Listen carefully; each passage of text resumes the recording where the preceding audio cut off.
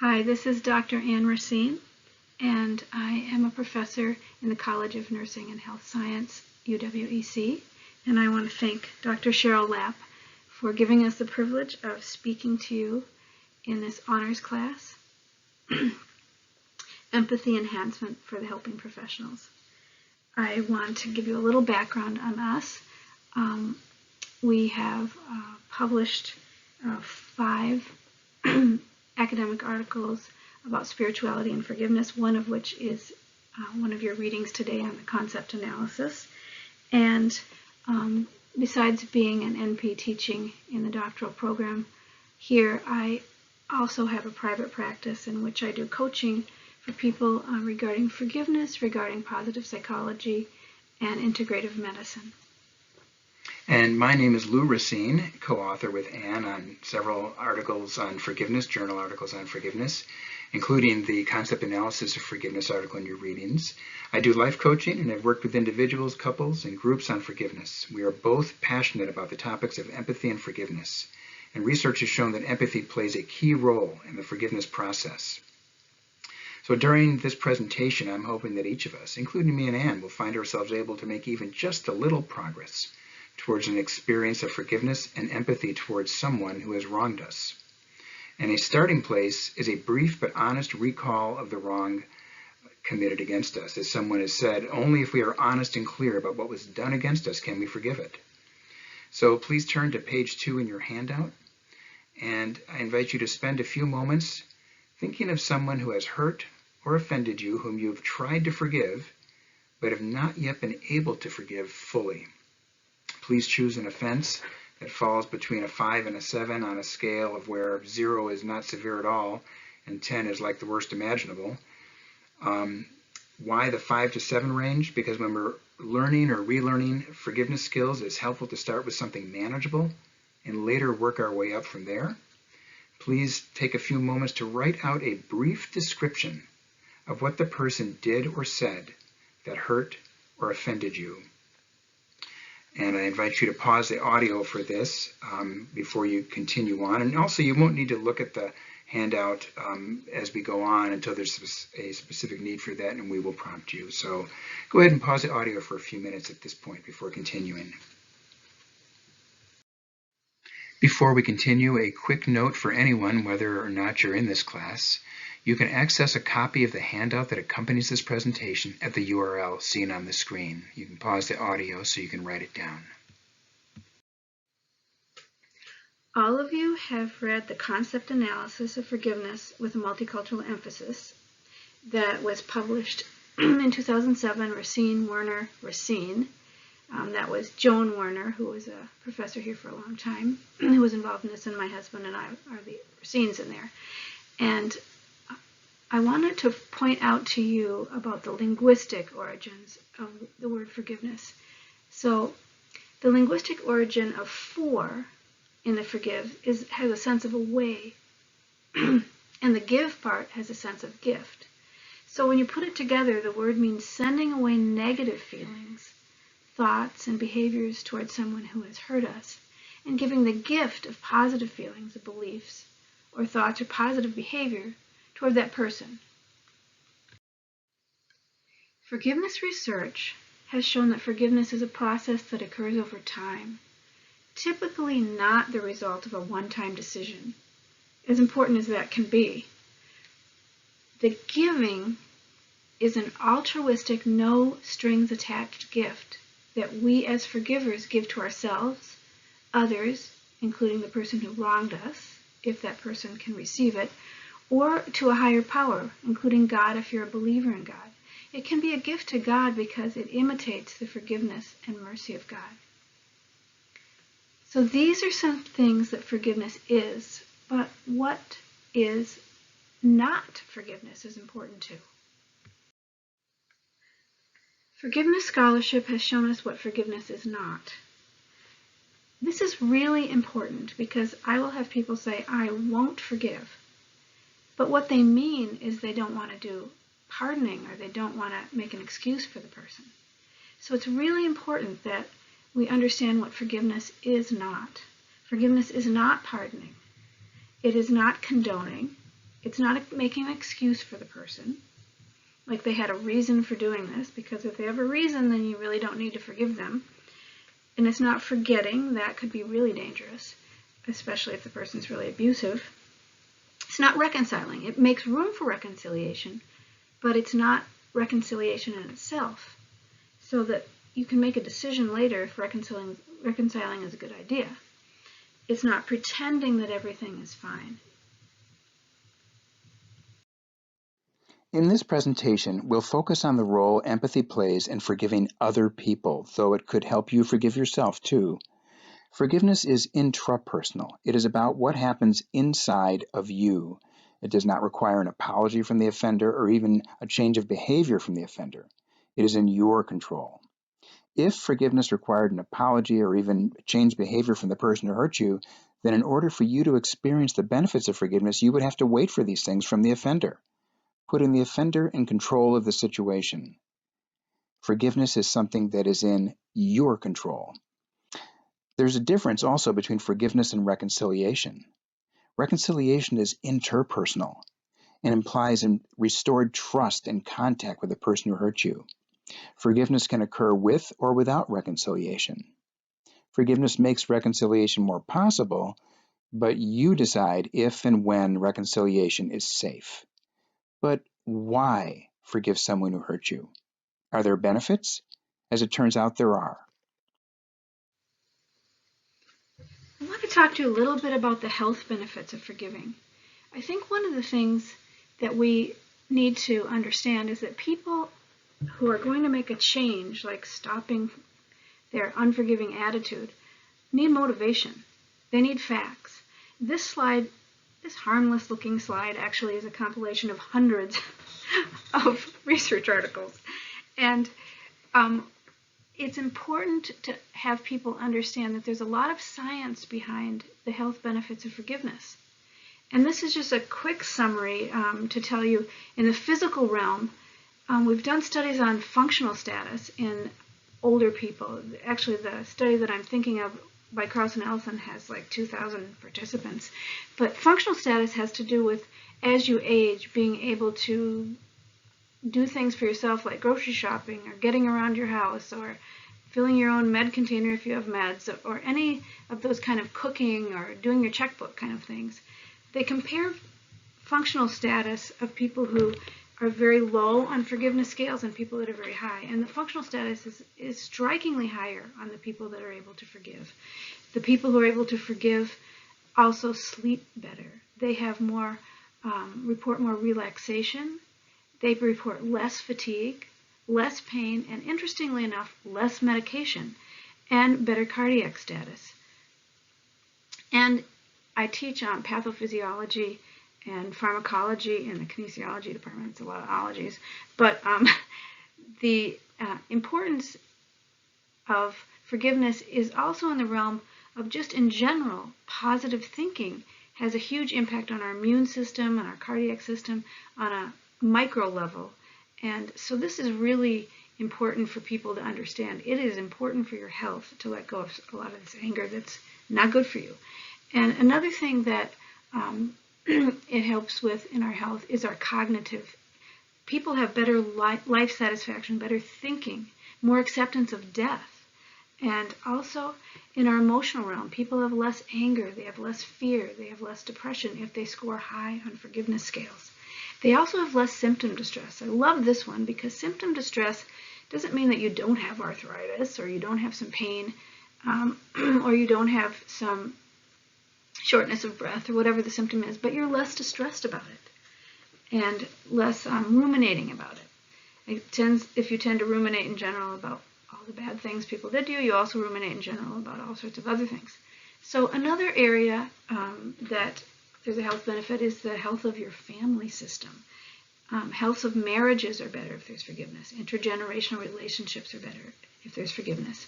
And work productivity. I love this one because the Stanford Forgiveness Project found that people didn't really like to forgive. That's kind of, that sounds like work. So they marketed what they were doing as ways to increase work productivity, which is all definitely true in science. The diagram you see here on the screen is from forgiveness researcher Everett Worthington Jr. He says that, like forgiveness, unforgiveness is also a process that takes place over time. And he knew what this experience of unforgiveness was like firsthand. His mother was murdered. They never caught the murderer. And later his brother committed suicide over his mother's death. Worthington struggled with unforgiveness, initially struggled with unforgiveness towards the person who murdered his mother, and with unforgiveness towards himself. He blamed himself for his brother's suicide because he felt that he should have seen the signs coming earlier. He should have taken sufficient actions and steps to prevent it. According to Worthington, the development of unforgiveness goes something like you see on the screen there. First, obviously, you have the transgression. Whatever it was that was offensive, that was said or done, happens. Secondly, you perceive the action as offensive or injurious to you or someone you love. And you don't always perceive it literally at the time it's happening. It can hit you at some point in time later. Or at the time that you perceive it, which could be at the time of the offense or whenever it is later on that you perceive it, you experience some strong emotions. Examples: fear, anger, confusion, upset. And sometimes these emotions might be useful in order to secure your own or someone else's safety, rights, or sense of dignity.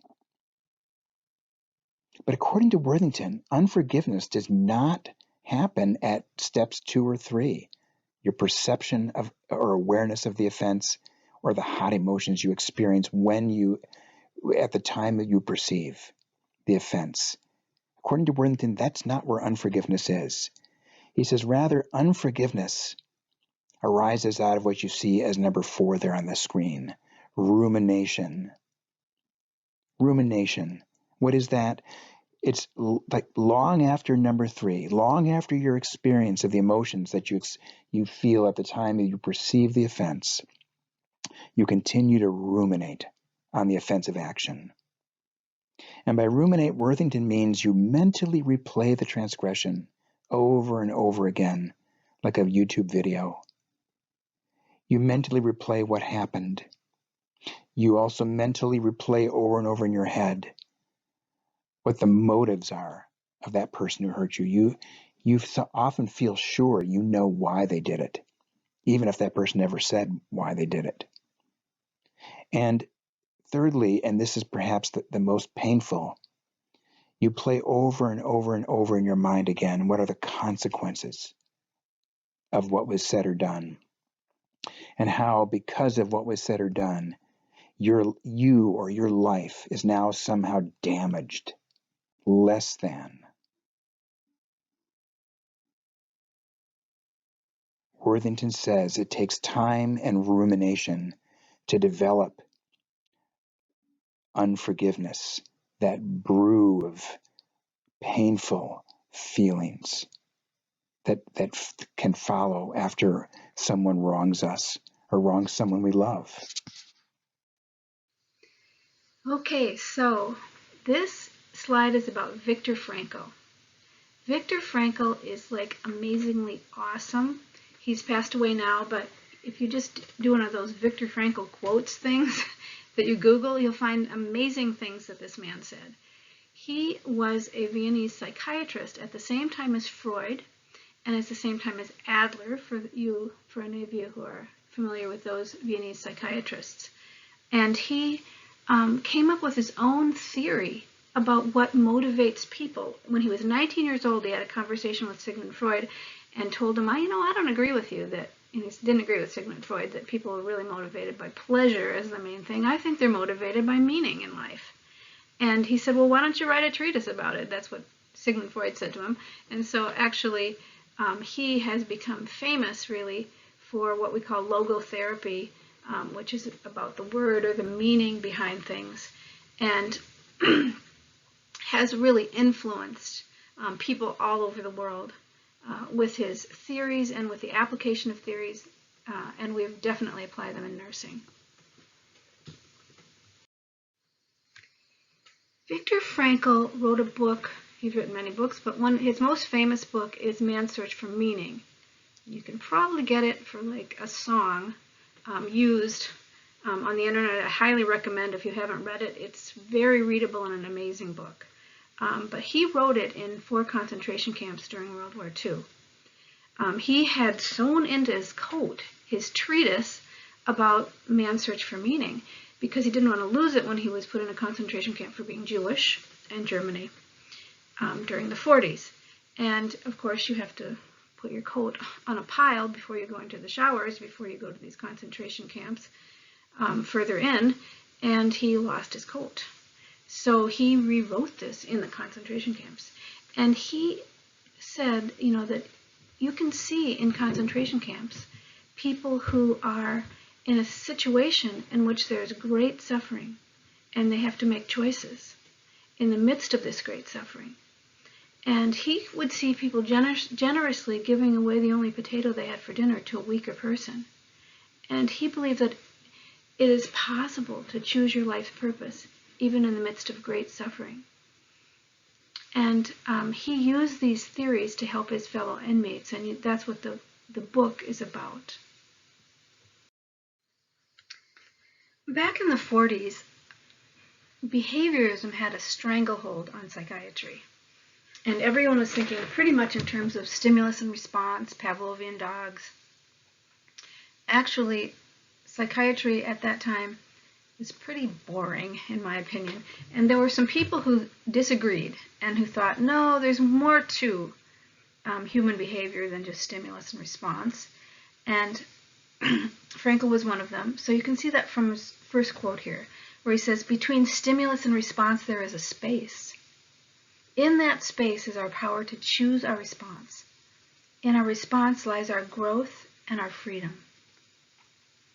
And then there's another quote here I wanted you to look at because it really applies to forgiveness. It helps us understand how the theory of meaning can help us with the forgiveness process. We must never forget that we may also find meaning in life even when facing a fate that cannot be changed. For what then matters is to turn our predicament into a human achievement. When we are no longer able to change a situation, we are challenged to change ourselves. He gives lots of examples of how he and other people did that within the concentration camp in terms of choosing their attitude on things that they had no control over. Whether or not their loved one was alive or not was one of them, and you could still choose to love. So I wanted just to think about the forgiveness process model on the next slide using Frankl's theory of meaning, and realize that what we're teaching you here really comes from, its roots are in Frankl. And I just wanted to add something before we go on to that, on that second quote. One of the things about when someone wrongs us or hurts us, one of the very painful things about it is that it cannot be undone. And Frankl is talking about situations where things cannot be changed. But what can be changed is we ourselves. We can change ourselves. We can change our attitude regarding what happened, and we can choose our response. And now Anne's going to go into this a little bit more in a forgiveness process model. This is a model that we've created, and over the years we've had various focus groups help us with this, and we've added some things from other research that we've done. But let's start off just by kind of looking at it very simply. One is, what are the concepts here that come from Frankl? One of them is, if you look at that little cloud over there on the left, you'll see there's this cloud of suffering. And inside that cloud of suffering, there's a human person. And the human person is that circle. So what Frankl said is, in the midst of suffering, the spirit can defy the mind and the body and make a choice. And you can see that with forgiveness and unforgiveness. The suffering is personal hurt. It's not like somebody just accidentally did something. It's something you're taking personally. This person had a motive, or this person did things to you that were very harmful, and you're taking it very personally. So you feel wounded by this. And at that point, you have a freedom to choose, and you can see the slanted arrow going down. If you don't start off with the slanted arrow going down and choose unforgiveness, then you really don't need to forgive. But most people start with choosing to stay in rumination. Of course, at first, you're going to have some negative thoughts about somebody who does something harmful to you. And if you just let those go, then you don't really have a need to forgive. That's just a natural thing. But if you begin to ruminate on them and chew the cud like a cow and just go over and over this terrible thing that this person did to you, then you continue into a state of unforgiveness. That unforgiveness has certain qualities. And you can go down there and see that little 1, 2, 3 under unforgiveness. One thing is that you have to take it personally. You have to say, this is about me. And the other thing that makes it unforgiveness is that you judge the other person. You're not just judging the action and saying, that was really wrong. The action was wrong, but you're saying that person is an idiot, or usually it's some kind of label or diagnosis, or as a psychopath, or you're labeling that person in your mind as something less than a human being that deserves empathy. So, and then the next thing on number 3, it shows the emotions that are involved here. There's anger, and there's fear, and there's hatred. So that is the soup that unforgiveness is. And you have to think, too, in terms of what kind of life purpose are you choosing if you stay there. And so if you look to the right, you'll see the life purpose really is chronic self-protection. Now, self-protection, there's concept analysis of self-protection in the academic literature, and it's actually a very good thing for everyone to please have some. But if you have it as a chronic goal in your life, there's a lot of health consequences to that. People are hospitalized more if their whole system is revved up into self-protection all the time. So that's one of the life purposes that's pretty harmful, chronic self-protection. The other one is getting retribution would be another one of these life purpose goals. And you can see people who are in this kind of state a lot of times. Moving to forgiveness, once you've gotten to this life purpose and this negative unforgiveness, takes time. That's one of the definitions, that it takes time. If you get to some of these higher up there qualities that you'll see on this diagram of forgiveness immediately, then it's called forbearance. If you just, immediately just let it go and have very positive attitudes, then that's forbearance. But if you started on forgiveness and you move up to choosing to let go, and you're going to see that other arrow that's slanting up where it says freedom to let go, then you have certain qualities that are involved with forgiveness. One is you don't take it personally. This is not about me. This is about this person's choices. And you do not judge the person, but you judge the action. So it's not denial, it's not excusing, and there's room for restorative justice. You can say, yes, this, is a human being that I may even care about, but they still may have some things they need to do to make the world right again, or they may have some consequences, because when people do something like that, there are some consequences. And the emotions, if you have forgiveness or forbearance, are peace, love, humility, empathy, and the life purpose you're choosing. You are choosing a life purpose when you let it go. If that's your attitude in general, when you're in the midst of suffering, your spirit defies your body and your mind, you're choosing a life purpose of giving an altruistic gift. As we said before, altruism is about without strings. And so you're giving a gift that doesn't have something that somebody had to earn in order to get it. And that gift it's primarily, first of all, to yourself, because the other person actually may not care whether or not you forgive them or not. But it's a gift first to yourself, and then it can be a gift to the other person. They may care. They may feel really bad, and it's really important to them that they're forgiven. But it's also a gift to others other than the offender. is a gift to the people around you, because if you hold a grudge, you tend to be more difficult to live with and more prone to be easily offended and all those other kinds of things.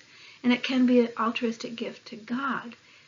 It's a gift to God because, at least in the Judeo-Christian religions, Judaism and Muslim faith and Christianity, God is an example of forgiving, and so it's an imitation of God's qualities, of his qualities of mercy. So there's another little section we haven't gone over. It's in that kind of rectangular area that starts off with, that says over the top, a person moves toward forgiveness through. And that is actually from our most recently published paper. I had a patient in his mid-20s actually, a while back, who was referred to me because he was having all sorts of consequences in his life, consequences from not forgiving. And I showed him this model in its premature stages that I had just created for a paper. And I said, well, this is the process of forgiveness that we're going to try to learn. And he looked at it and he said, well, yeah, I want that, but how do I get it? Where do you get the power to do this? Which I thought was a really profound question. And so we worked on how he personally would be able to get the power to do this. And this is an aside here, but it was very interesting because he really changed. He changed in terms of how he had more work stability, and his fiance had broken up with him, got back together with him, and contacted me and said, I don't know what you did with this guy, but I'd like some too. So she had an appointment. So, this little section was, the impetus was this guy. And so we actually did a research project about where do people get the power to forgive, and it analyzed 11 studies that were done. They had at least one nurse author. And so this talks about some of the things that we found in there about how people got the power to forgive. And one is self-reflection, and another is support of others, and another is connection to a higher power. I highly recommend reading that article. It's called How People Forgive, and it's coming out in the Journal of Holistic Nursing in the print version this summer, but it's already been in the online version. I think it started in 2019 in the online version. And though you don't see it on the model on the slide there, what we like to think of, and this is how we outlined it in our article, those areas, self-reflection, support of others, connection with a higher power, we categorize and classify those in terms of intrapersonal sources of power, interpersonal sources of power, and transpersonal sources of power. So, for example, the items that you see under self-reflection would be intrapersonal sources of power to help you move towards forgiveness that come from within you. And then, of course, the support of others is interpersonal. And then connection with a higher power, transpersonal, tapping and leveraging sources of power that are outside of yourself, bigger than yourself. And it's through leveraging those sources of power that we, the people, are able to make the journey from unforgiveness to a place of forgiveness. As we saw in the forgiveness process model, the experience, the feeling of empathy is interwoven with choosing a positive life focus of forgiveness, a life purpose of forgiveness. Let's now take a closer look at the interrelationship between empathy and the forgiveness experience. While having empathy towards the person who has hurt you is not a guarantee of being able to forgive them, research shows that it is unlikely you'll be able to forgive someone in a way that brings peace to your heart without it. Empathy is part of an ongoing or a repeated successful experience of forgiveness towards someone, and it can also be a powerful pathway to starting the forgiveness process, which is a process that we said earlier includes sending away negative emotions, thoughts, and behavior towards the offender, and replacing these with positive emotions, thoughts, and behavior. This emotion transformation is what has been called emotional forgiveness or warmth-based forgiveness, where your feelings towards the person who has hurt you have changed from, for example, anger to compassion or similar. This transformation at a feeling level inside of us cannot be forced or rushed, and is typically not the result of willpower, as the article by Hill pointed out. So let's explore empathy more deeply now. There's a Sesame Street clip where actor Mark Ruffalo asks Murray, one of the residents of Sesame Street, to tell folks about the word empathy. Murray starts to talk, but quickly admits he can't remember what it means. So Mark says, well, that's okay. I'll tell folks what it means. And then he says that empathy is when you understand and care about how someone else is feeling. But Murray says that he doesn't get it. So Mark gives the illustration of how he's walking down the street and he stubs his toe, and then he says something like, ow, that hurts. And then Murray immediately starts saying things like, you poor thing, that hurts. And then says something like, I understand exactly how you feel, to which Mark says, that's it. That's empathy. You understand exactly how I feel. But then Murray says, I still don't get it. And then Mark, looking very sad, says to Murray something like, did I tell you about the time that I lost my favorite teddy bear? Murray becomes emotionally tender and says, oh no, this is very sad. Did you love that teddy bear?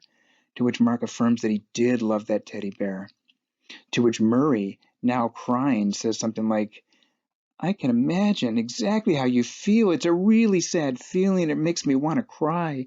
And he hugs Mark. And Mark says something like, it was sad, but you know what? That was empathy. You could understand exactly how I was feeling.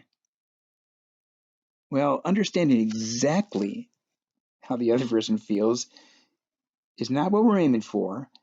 When we're on a journey towards forgiving someone, the important thing is to make a start with empathy and to make progress. Over time, we may never quite exactly understand how the other person feels, but we can go a long ways. But how can we make a start? I have a question I want to throw out to you, but before I do that, I'd like to give you a moment just to look at what's on the screen there and read that little comic strip.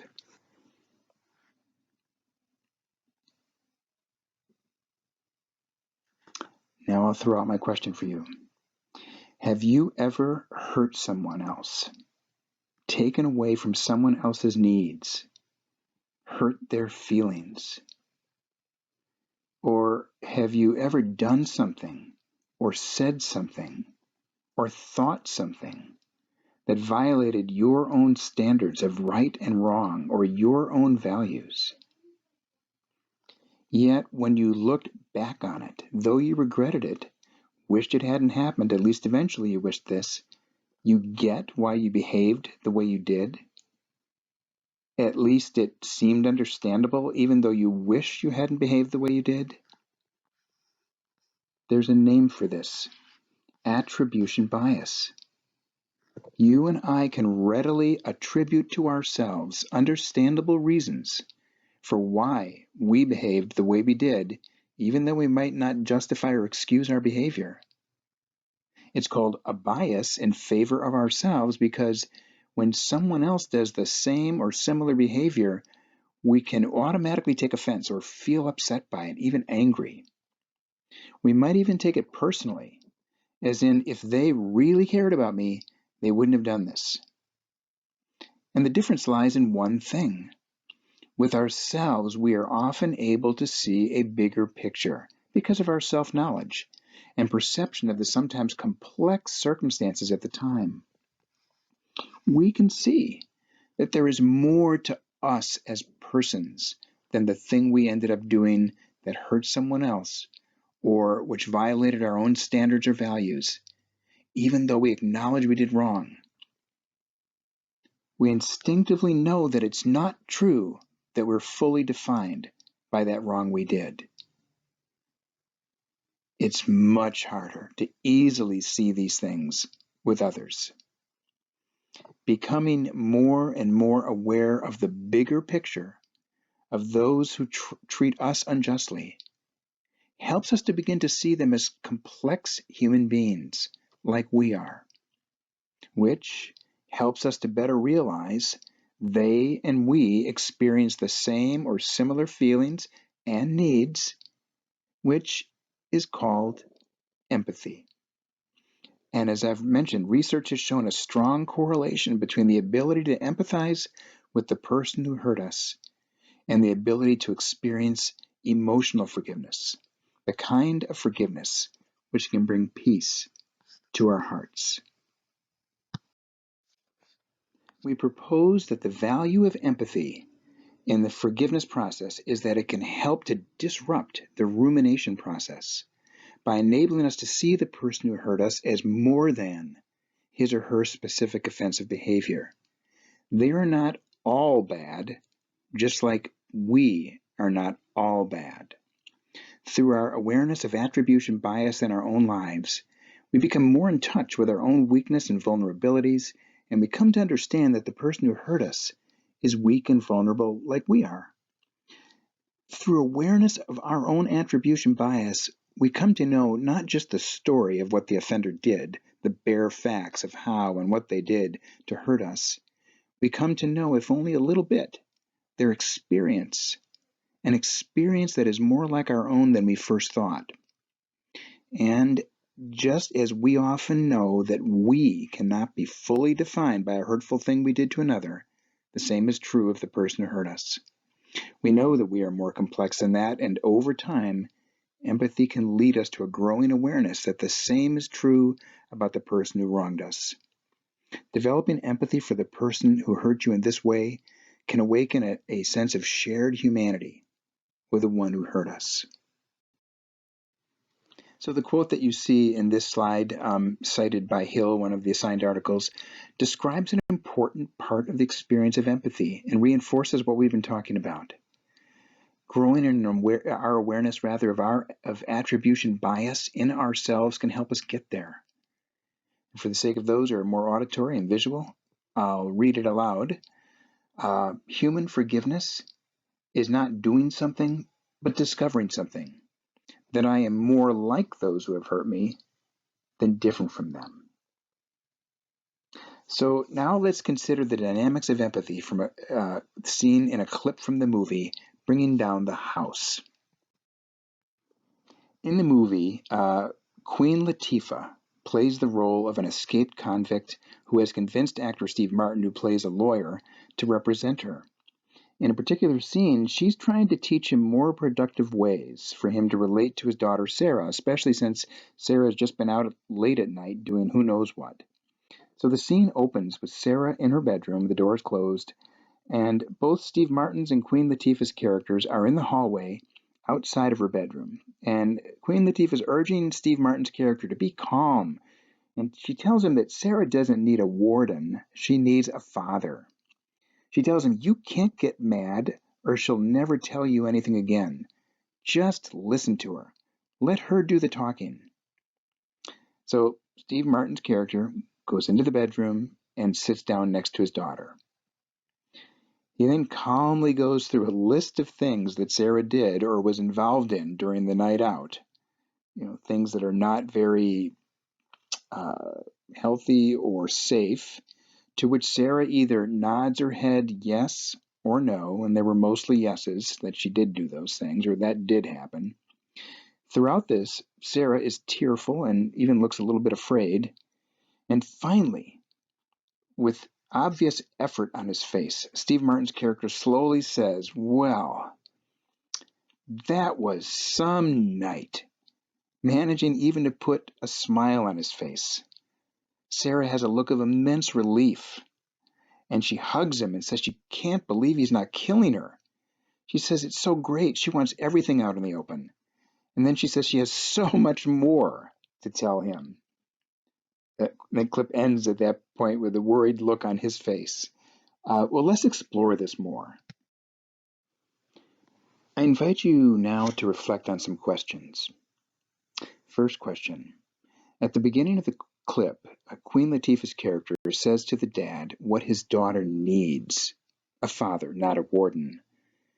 The conversation he has with his daughter starts with this in his mind.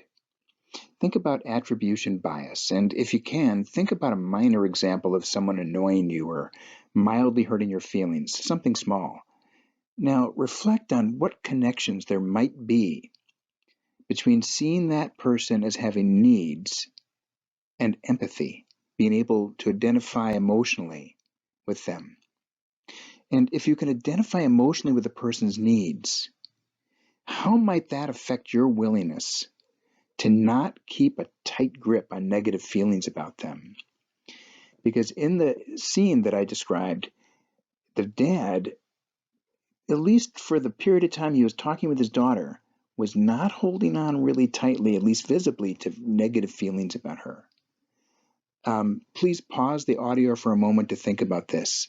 Think about that person who may have annoyed you or hurt your feelings a little bit, and reflect on seeing that person as having needs and what connections there might be between that and you feeling some empathy towards them, identifying emotionally with them at some level.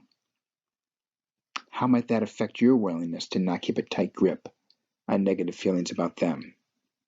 So please pause the audio for a moment to think about this. I have another question for you. What do you think the dad is thinking and trying to communicate to his daughter when, near the end of their conversation, he says, "Well, that was some night"? Again, I invite you to please pause the audio to reflect on this. One more question. At the beginning of the scene, the father is angry at his daughter, and I may not have adequately conveyed that, but it was pretty clear that he's angry. And at the end, he appears to be feeling very differently, more positively, at least overall, compared to the beginning. Let's say that this is at least the beginning development, the beginning development of forgiveness for the things that the daughter did that she shouldn't have done. Now, use your imagination.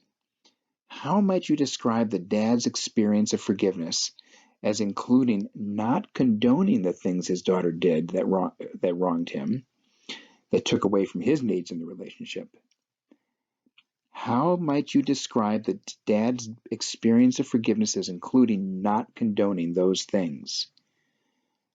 Please pause the audio again to reflect on this and how it might have played out in the coming days in their relationship. Perhaps you could take a few moments to write down your thoughts as well. And when you're ready to move on to the next slide, we will look at 3 levels of empathy. Forgiveness researcher Everett Worthington says that empathy can be experienced at 3 levels. And so these 3 levels, according to him, are what you see there on the screen. You start with thinking about how the other person sees it. You think about what they might have been thinking themselves at the time of the offense, how they thought about what they did or said. And you may slowly come to understand with your mind. You can see why, if even only fleetingly at first, they behaved as they did, while still correctly identifying it as wrong. Next, you move towards feeling with that other person, emotionally identifying with the other person. What I mean by that is you become aware that feelings that you experience in general in your life are similar to the feelings the other person experienced or may have experienced at the time they hurt you. And now you are both thinking and feeling with the other person. You begin to have a perception of shared human emotions. And I think awareness of attribution bias in ourselves can be a big help with this. Next, you are moved from within for the other person. And what I mean by that is you might feel something like compassion for them. You are moved because you are beginning to see the human needs of the other person, the same human needs you have.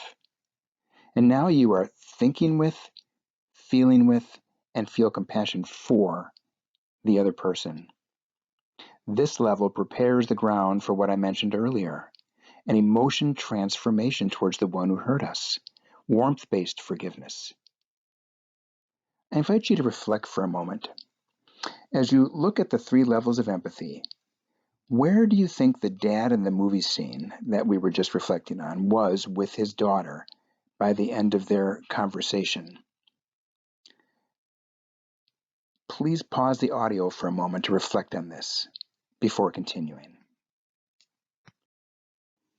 So here's a tip from forgiveness researcher Everett Worthington for when it seems to you that someone is attacking you. He reminds us that often softer emotions may lie under their behavior. That is to say, a sense of fear or stress or worry may lie underneath people's seemingly aggressive behavior. The seeming attack might be their best at the moment attempt at achieving what they think they need in order to relieve their stress or remove their fear. Also, he says, people are conditioned by their past experiences to react in particular ways to other people. Growing in awareness of our own attribution bias, as we talked about earlier, can help us grow in empathy. Another aid when it seems to us we're being attacked by someone is to use, the best we can, a thinking with question, asking ourselves, why is this person acting this way? Could their past experiences be shaping how they're behaving? Are there feelings like fear, or confusion, or worry under the surface of their actions? Of course, these things don't excuse their behavior, but if we are to gain the ability to release our feelings of anger towards another person, it can help us if we try to think with the other person, try to perceive what they may be thinking, try to guess at what softer emotions might lie beneath their rough outer behavior. I invite you to think about a time when you felt attacked by someone. Make it something moderate-sized, not traumatic. Take a few moments to try to think with that person in your mind as you recall. Ask yourself, why might he or she have acted that way? Please pause the audio for a moment while you're doing this and before advancing to the next slide. On the surface, empathy might look like excusing hurtful behavior. It isn't. So before continuing, I want to be very clear about this. Like forgiveness, empathy is not excusing or condoning what was done. What it does do is help us to have a bigger picture of the other person, the same kind of bigger picture we have of ourselves, which then helps us to see what happened in a new way. There's another important piece that needs to be added to empathy in the forgiveness process and which helps build empathy, and let's take a look now at that. You know, Martin Luther King expressed it really well when he talked about empathy, humility, and forgiveness. And this quote is really about humility. And it goes like this: there is some good in the worst of us and some evil in the best of us. When we discover this, we're less prone to hate our enemies. And that's one of the important things that people have to learn in order to forgive. Sometimes you have to be able to get in touch with yourself. And I wanted to tell you about a woman who was referred to me by a doctor because her health was really being affected physically by her anger and judgment of herself and others. She was in her 80s, and she came to me and she met with me every month or two for a year and a half maybe. And she had spent a lot of her life, she was a church-going woman. She, did a lot of things for her grandchildren. But internally, she was just very, very angry. She was angry at herself. She was angry at her parents who both died. She was angry at her husband. And when she moved toward understanding her own feelings and her own frailty and accepted herself for her own mistakes, it was easier for her to be in touch with her feelings about other people and let go of her anger toward them. She said to me shortly before she died, she said, I have all my life been in this state of being upset with myself and others. And here I meet you in my 80s. I wish I had met you earlier. Please don't stop doing this work, because I want my children and my grandchildren and other people to learn this earlier in life. When we looked at the model of how the forgiveness process fits into Frankl's theory of meaning, we briefly mentioned that growing in humility is part of choosing the positive life purpose of forgiveness.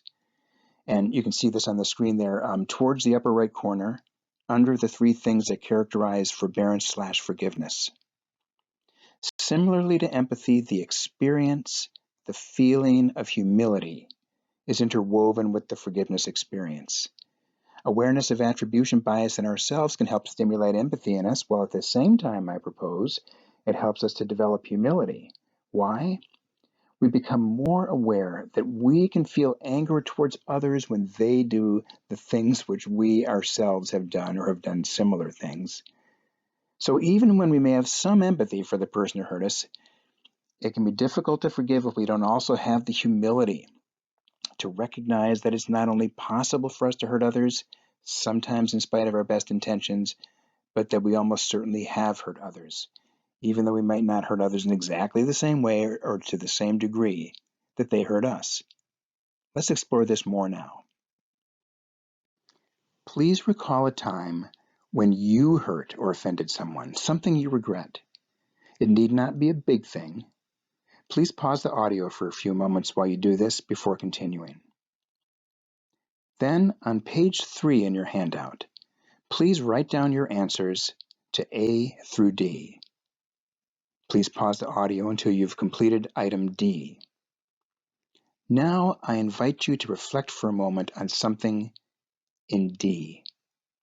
Reflect again on the experience of someone else getting a bigger picture of you, bigger than the thing you did or said that hurt them. Reflect on the scenario that, along with this bigger picture of you, the person you hurt, though acknowledging that what you did was wrong, forgave you. How did that make you feel? What did you write down? Please pause the audio again and just take another moment to reflect on that. How did that make you feel? Reflecting on the personal experience of being forgiven yourself can be a powerful stimulus to offering that same gift to those who wrong you. On the forgiveness process model we looked at earlier, in the upper right corner, it talks about how the life purpose of forbearance or forgiveness includes offering the gift of forgiveness to the offender in your life. The model describes this as an altruistic gift, a no-strings-attached gift. Deep awareness of receiving forgiveness ourselves from others can be a powerful stimulus for freely offering forgiveness to those who wrong us. Let's take a look now at the role empathy plays in an explicit offer of forgiveness in a scene from the film Pay It Forward. In a film called Pay It Forward, there's a subplot around a daughter, played by Helen Hunt, who is estranged from her mother, and I forget that actor's name. Meanwhile, the mother has fallen onto hard times and is more or less homeless. So there's a scene where the daughter goes to find her mother, who is near a campfire of sorts, in possibly a homeless encampment of some kind.